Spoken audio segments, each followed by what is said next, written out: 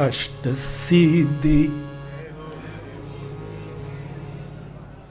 यद्यपि अष्ट सिद्धि और निधि में मेरी रुचि नहीं है, मैं तो कहता हूं अष्ट शुद्धि। नवनिधि मानी नवोधा भक्ति। असबर दीन जानकी माता। एक भुजा तुलसी रूपी विष्णु के आजा, दूसरी भुजा है तुलसी की वरद।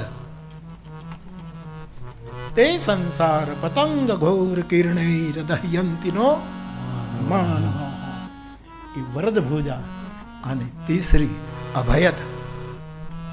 आजान बाहु है गोस्वामी जी, उसकी वरद बाहु है। विश्व को उसका वरदान प्राप्त हुआ और अभय प्राप्त हुआ। किसी भी कारणवश प्रारब्ध हो, अपने कोई कर्म हो, अथवा तो कोई प्रारब्ध और कर्म न भी हो, हरि नाम से सब मिटा दिया हो, तो भी सहन तो बहुत करना पड़ता है। तब अभय कौन देता है? तुलसी। कौन देता है? उसकी ये बाह है। बाह गहे की लाज।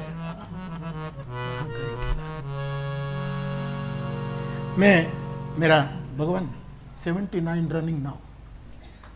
शिवरात्रि हूँ 80 में प्रवेश करी, એટલે હું ચડું ઉતરું ત્યારે કોઈનો હાથ, એ મારો હાથ નથી પકડતા, હું એનો હાથ પકડું।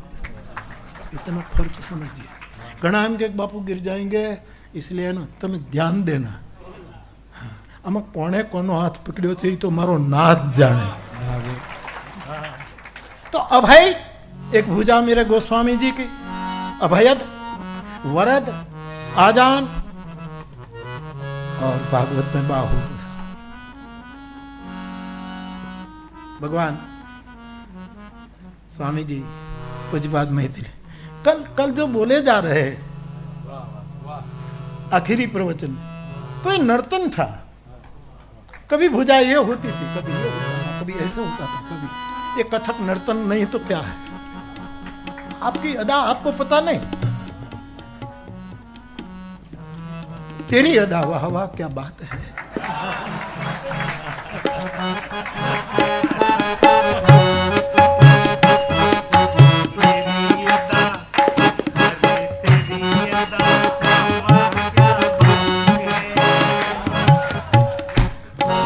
सीखा हूं।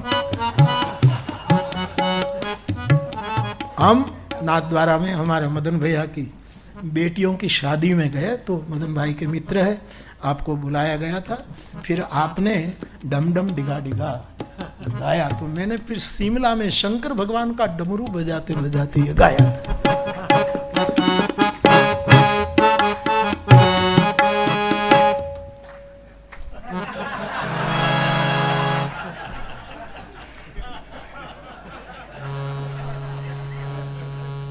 लेकिन आज मुझे बहुत आनंद, सब गा रहे थे।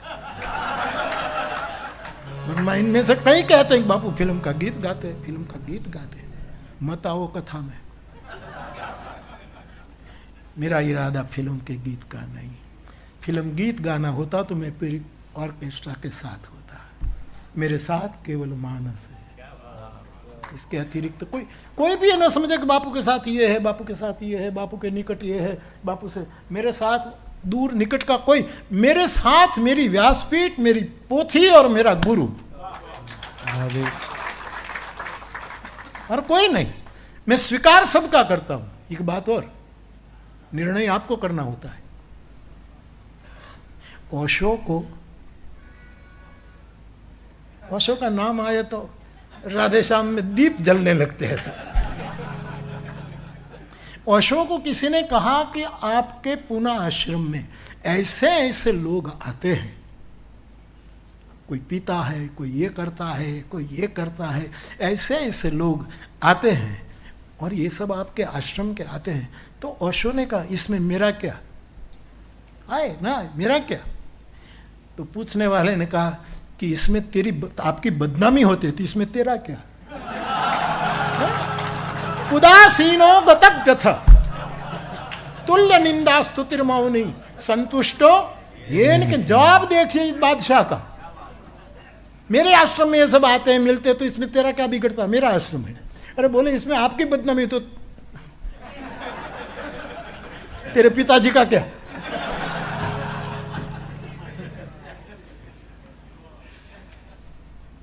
तो गोस्वामी जी की चार भुजाएं जो हमें घिरे रहती है, चारों ओर से अभय देती है, वरदान देती है। उसकी विशाल भुजा हमारे नेत्र और हृदय को भी विशाल कर देते, दृष्टिकोण को विशाल करते। उर नहीं, उर भुज नयन विशाल, उर भी विशाल, नयन भी विशाल, भुजा भी। कभी कभी आदमी भुजा विशाल होती है लेकिन दृष्टिकोण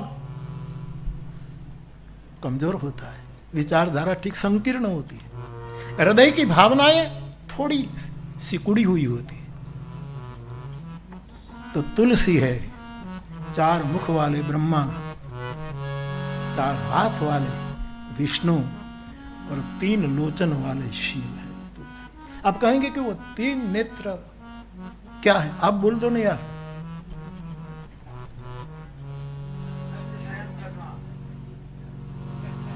शिव के तीन नेत्र मेरे दर्शन में, मेरी कमजोर आंखों ने, तलगाजड़ी आंखों ने, जो मेरे त्रिभुवनेश्वर का मैंने दर्शन किया है, वो तीन नेत्र है, सत्य, प्रेम और करुणा। वंदे देव उमापति सुर गुरु, वंदे जगत कारणं, वंदे पन्नगभूषणं मृगधरं, वंदे पशूनां वंदे सूर्य शशांक वहनी नयनम। शिव के तीन नेत्र, सूर्य, शशांक और वहनी। मेरे लिए महादेव रूप तुलसी के तीन नेत्र, ये तीन नेत्र वाला शंभु है। उसकी एक आंख सत्य है, एक आंख प्रेम है, एक आंख करुणा है। पुराने जमाने में हमने देखा है, आज भी देहातों में बेताड़ाना चश्मा जेने लागू पड़્યા હોય એ બધાને लागू પડે। एक ઉંમરવાળો હોય છાપું વાંચતો નથી દેખાતું, લે મારા પહેલે लागू થઈ જાય। આ આંખું જો એના દ્વારા મળી જાય ને તો આપણને દેખાવા માંડે, हम भी देख सकते। एना चश्मा उसी के लेंस होने चाहिए।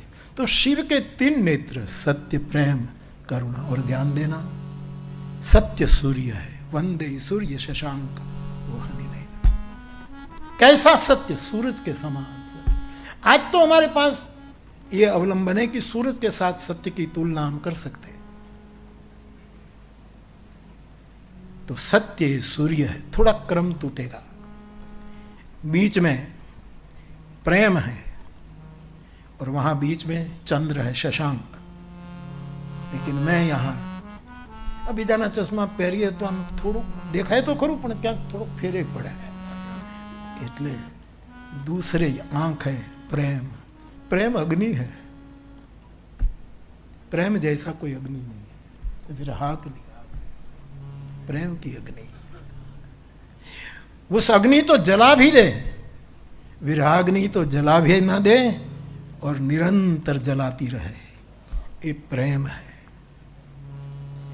इस अग्नि से बचने के लिए, क्योंकि तन बिनु भेद भजन नहीं बरना, शरीर चाहिए, शरीर न हो तो भजन। इसलिए संतों ने गाया कि ये आंखें तू बरसती रहे, ताकि ये प्रेम का अग्नि मेरे शरीर को जला न दे। इसीलिए निस दिन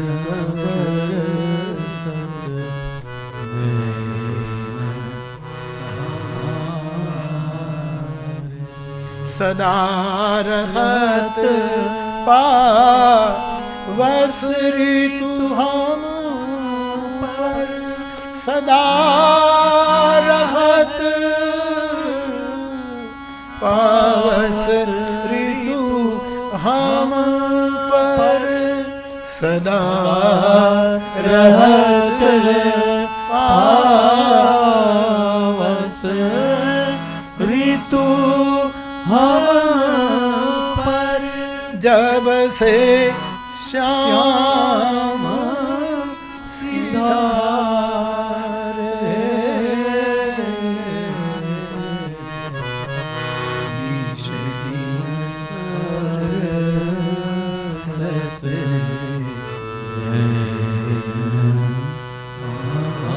तो प्रेम है अग्नि,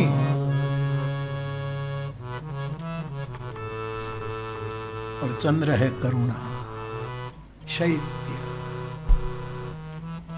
वो चंद्र तो घटता है बढ़ता है, उसमें कलंक है, गुरु का अपराध का दाग है, किसी को सुख देता है, ये सब मानस में आप बिलक बिलक संदर्भ में देख सकते हैं। लेकिन करुणा का जो चांद है, भरत की करुणा के चंद्र के लिए सीता जी के मुख चंद्र की बात करते हुए सी मुख समता पाव किमि चंद्र बापुरो रंग, तब ये चंद्र के कुछ दोषों की गणना भी की गई। मेरी दृष्टि में शिव की तीसरी आंख है, जो चांद है, वो करुणा है। कर्पूर गौरम करुणावतारम। तो मेरे तुलसीदास जी चार भुजा वाले विष्णु है, पालक है, कितनों का पालन कर रहा है।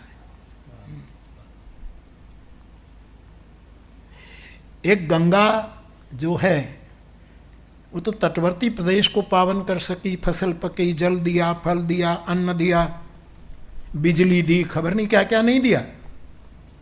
लेकिन तुलसी की जो ये त्रिभुवनीय गंगा है, सकल लोक जग पावनी गंगा, ये जो मानस रूपी गंगा है, उसने पूरे विश्व का पालन किया है साहब।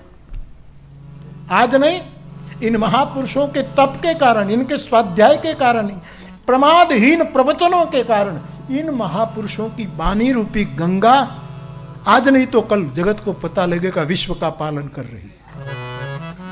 कौन पालन कर रहा है दुनिया का? हर पालक अहंकार में है। सालों के बाद कहना पड़ेगा कि किसने, तो त्रिभुवनीय एक पालक व्यवस्था है, एक ग्रंथ पालक है, वो हमारा विष्णु है। चार भुजा से हमारा पालन कर रहा है, और सत्य प्रेम और करुणा की आंखों से ये शिव है। मैं छोटा था भगवान, प्राइमरी स्कूल में पढ़ता था। हमारा छोटा सा घर मिट्टी का, उस समय दीपावली के दिन में हमारे यहाँ जो जिसको खड़ी कहते हैं सफ़ेद, उससे हम दीवार रंगते थे। पानी में खड़ी डाल करके पोता बोता लेकर के हम दीवारों को वाइट वॉश करते थे, और कोई व्यवस्था नहीं थी। तो हम एक दीवार को जब प्रतिवर्ष करते थे तो माँ मुझे कहती थी कि दादा को पूछकर रामचरितमानस का, दोहावली का, जहाँ से उठाना हो इतना लिख दे यहाँ। और वहाँ से उठाकर मैं मेरे हाथ से लिखता था, गड़ी लेन, गड़ी जो ब्लू गड़ी होती है उसमें पीछे लगाकर मैंने मेरे अक्षरों से सालों तक तलगाजड़ा के पुराने घर पर मैंने लिखा है। कुपथ, कुतर्क, कुचाली, कली, कपट, दंभ, पाखंड, दहन राम गुण ग्राम, जिमी ईंधन अनल प्रचल। माँ कहती थी कि अपने घर में यज्ञ करने की व्यवस्था नहीं है, हम कैसे, घी नहीं है, कुछ सुविधा नहीं, कैसे यज्ञ करें, ये लिख दो यहाँ। मैं दीवार पर लिखता था। और यज्ञ में एक विचार के द्वारा सप्त समीध होते हैं। ये सप्त समीध का हवन था। मैं जिसको प्रेम यज्ञ कहता हूं, इसके साथ कुपथ को आहूत कर दो, कुमार को। सात कांड को मानस का गुरु की दृष्टि से देखता हूं तो ये सातों समीध है, प्रेम यज्ञ में डालने का। एक एक समीध के साथ एक एक शब्द इतना विस्तार करने का अभी समय भी नहीं है और मानसिकता भी नहीं।